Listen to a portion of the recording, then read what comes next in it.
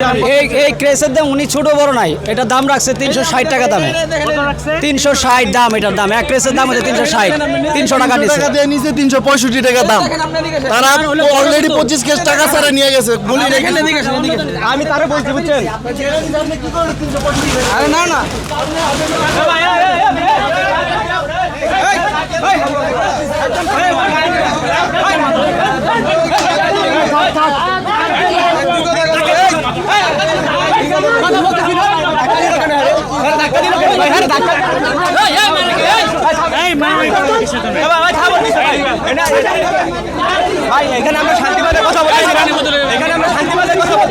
আমি এক টাকাও নিই তো, আমি টাকাই নিই নাই, টাকা নেই তো আমি 25 কেজি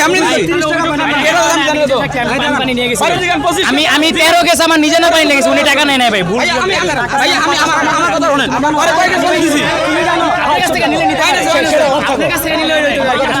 আমি সিএনএফ দাঁড়াইছিলাম। আমি কিনা দাম কত? 15 টাকা করে পানির পিস, 360 টাকা। ডাইরেক্ট 15 টাকা দেওয়া আছে, ডাইরেক্ট 15 টাকা দেওয়া আছে, ডাইরেক্ট 15 টাকা দেওয়া আছে। দেখেন ডাইরেক্ট টাকা, এই যে 15 টাকা লেখা আছে, মূল্য 15 টাকা। এই না, আমার পাইকারি না, আমার পাইকারি না, খুচরা দোকান, এটা পাইকারি না, এটা আমাদের খুচরা দোকান, পাইকারি না, খুচরা দোকান। 15 টাকা করে বিক্রি করতেছি, কেস ধরে কি 15 টাকা বিক্রি? হ্যাঁ, 15 টাকা করে বিক্রি করতে পারি আমরা খুচরা মূল্যে বিক্রি করতেছি।